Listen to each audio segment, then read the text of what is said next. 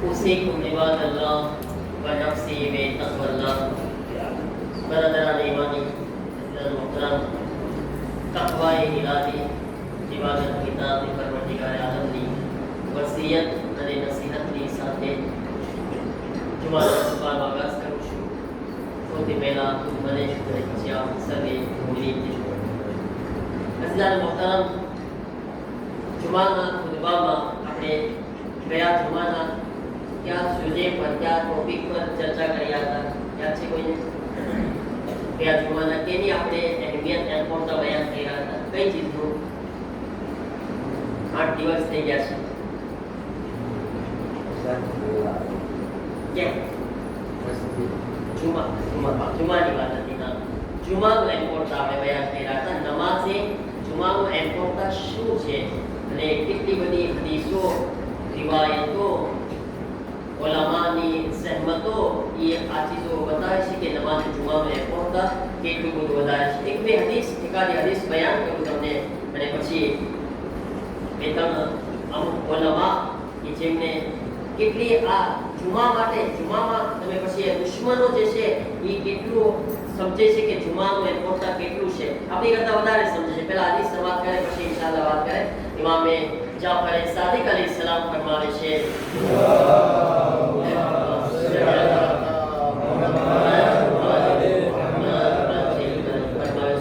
إن الله أكرم المؤمنون بالجمعة فهذا بشارتهم وتصديقا للمنافقين.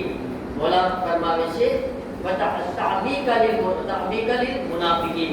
مولا ફરમાવે છે કે અલ્લાહ તાલાએ મોમિનોને જુમાના થકી ઇજ્જત અદા કરેલી છે.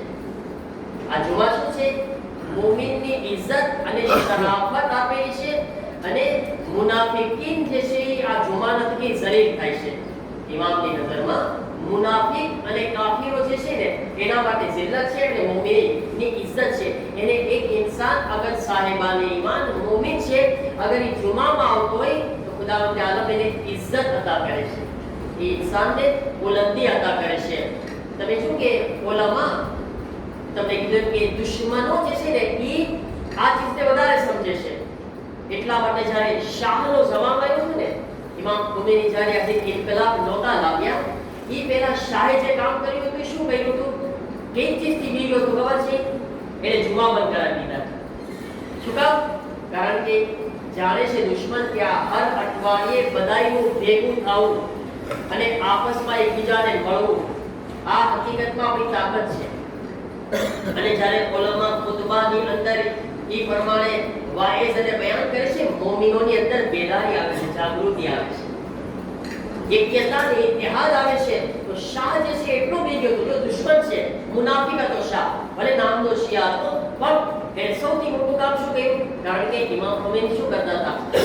ખુતબાની અંદર જેટલા ઉલમા હતા ઇમામ ખુમૈનીના હતા અને ઇમામ ખુમૈની આ લોકોને બેદાર કરાવતા હતા ખુતબાઓ થકી. અને તમે જો એવું જ બન્યું, પહેલા એ બંધ કરાવ્યા હતા પણ ઇમામ ખુમૈનીની મહેનતો અને ઇમામ ખુમૈનીની કોશિશો અને આ જાગૃતિથી એને ખુતબા ચાલુ કરવા પડ્યા, મજબૂર થઈ ગયો, નમાઝ જુમા ચાલુ કરવી પડી.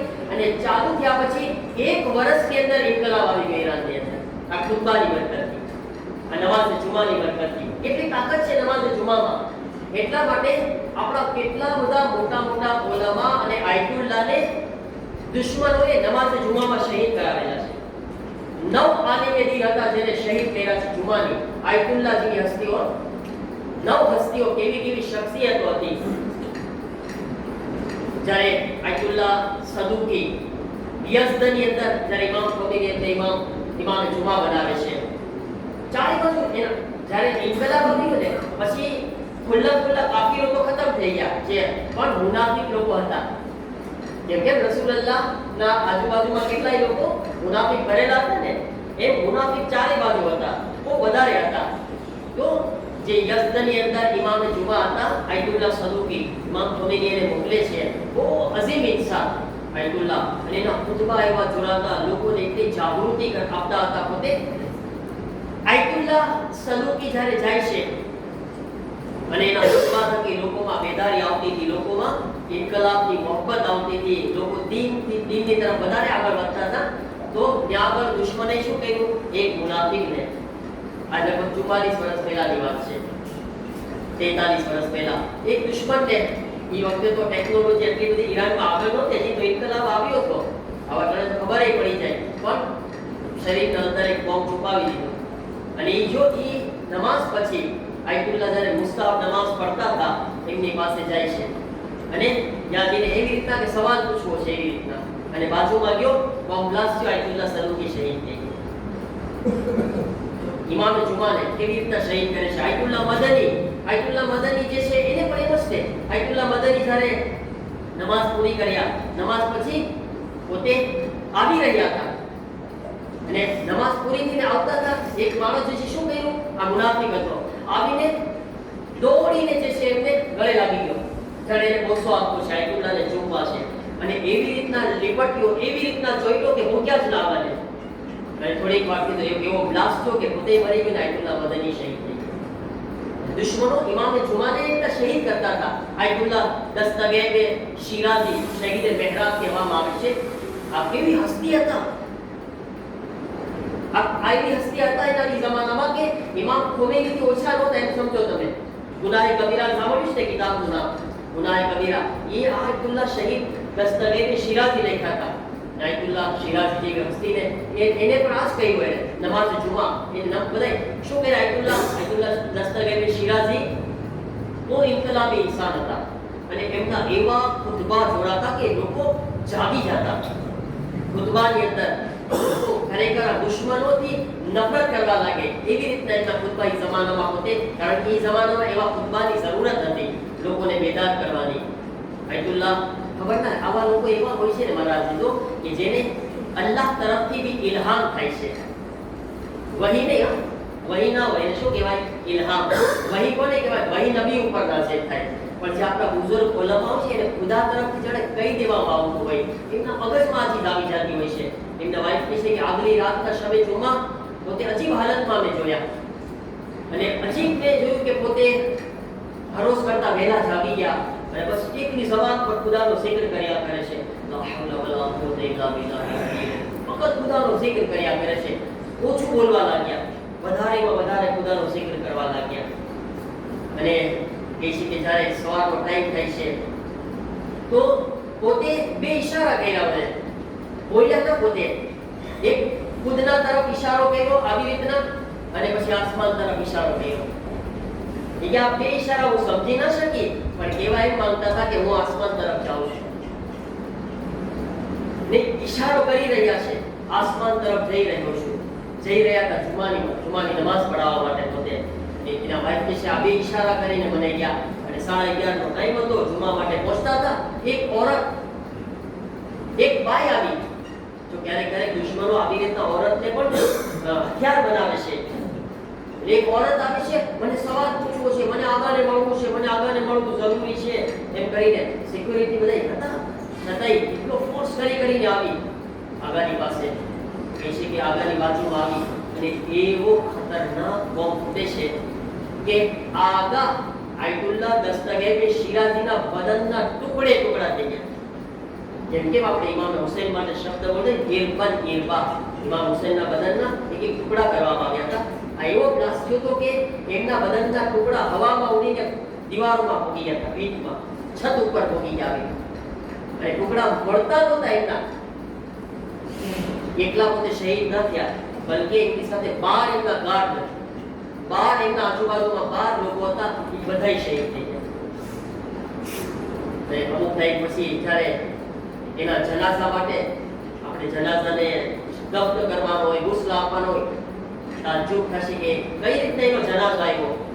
એમના તો લાશના કઈ ટુકડા નથી ખબર, પણ એક નાની એવી પોટલી ભરીને લાવી, આટલો એવો ગોશ્ત આયતુલ્લાહ દસ્તગીર જરાક એવો ગોશ્ત એક પોટલીમાં ભરીને લાવે છે. એ છે આ છે, બસ બીજું કાંઈ નથી.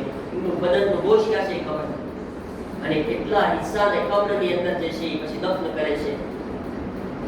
અને એ આગા જે છે એ સપનામાં આવે છે કોઈને, અને આવીને કહે છે કે મારા બદનના ટુકડા જે છે આ છત ઉપર રાખેલા છે, વાં ઉડીને પડ્યા છે. તે સપનામાં આવીને કહે છે. અને આગાહી જે એક્સરસાઇઝ હતું સપનામાં આવીને વહાં આગળ તપાસ કરે તો બધા એના બદનના ટુકડામાં પડેલા. પછી બધાય ટુકડાને ભેગા કર્યા. ખરેખર આ શું આને સમજવું? આગાહી જ્યાં કીધું હતું ને જ્યારે બધાય ટુકડાને ભેગા કર્યા તો આખું બદન બની ગયું. એ બધાય ટુકડા વહાં આગળ હતા જે સપનામાં આવીને પહોંચી ગયા. એની વસ્તુઓ વિચાર કરો. અને આનાથી નમાઝે જુમાનો ઇમ્પોર્ટન્ટ આપણે સમજવાનું છે. મારા દીધો કે આ રીતના 9 ઉલમાને નમાઝે જુમાની અંદર શહીદ કરવામાં આવ્યા છે. એટલા માટે આપણે સમજવું મારા દીધો આ નમાઝે જુમાને ઇમ્પોર્ટન્ટ આપે અને તાકાતને સમજે. આજ આપણું આ એક અઠવાડિયે ભેગું થાવું છે ને આપણે નથી સમજતા, દુશ્મન સમજી રહ્યો છે. અને ખુદાને આ કેટલું પસંદ છે. એટલા માટે ઇમામે કીધું આ ઇજ્જત છે મોમિનીનની. આ જુમા ઇજ્જત છે મોમિનીનની, બુલંદી છે, આ શરાફત છે મોમિનીન માટે. આ નમાઝે જુમામાં આવો. ઇન્શાઅલ્લાહ પરવરદિગારે આલમ આપણને હંમેશા નમાઝે જુમામાં હાજર થવાની, અહેમિયતને સમજવાની તૌફીક અતા ફરમાવે. પરવરદિગાર આપણને તારા અહેકામ ઉપર અમલ કરવાની તૌફીક અતા ફરમાવે. તારા નેક અને સાલેહ બંદાઓમાં શામિલ ફરમાવે. पर अल्लाह के इमाम ज़माना અને આજની આ દિવસની અઝમતનો વાસ્તો તમામ બીમારોને ખાસ કરીને જેણે તમામ દુઆ કરી છે સર્વેને શિફાએ કામિલા વાજિલા અતા ફરમાવો. તમામ મોમિનીની પરેશાનીઓને દૂર ફરમાવો. જન્નતુલ બકીના રોઝાઓની તામીરના અસબાબ ફરાહમ ફરમાવો. इमाम ज़माना अलैहिस्सलामના ઝુહૂરમાં તાજીલ ફરમાવો. અને ઇમામના મદદગારોમાં શામિલ ફરમાવો. બિસ્મિલ્લાહિર रहमानिर रहीम. कुल हुवल्लाहु अहद अल्लाहुस समद لم يلد ولم يولد ولم يكن له كفوا احد. صدق الله العلي العظيم.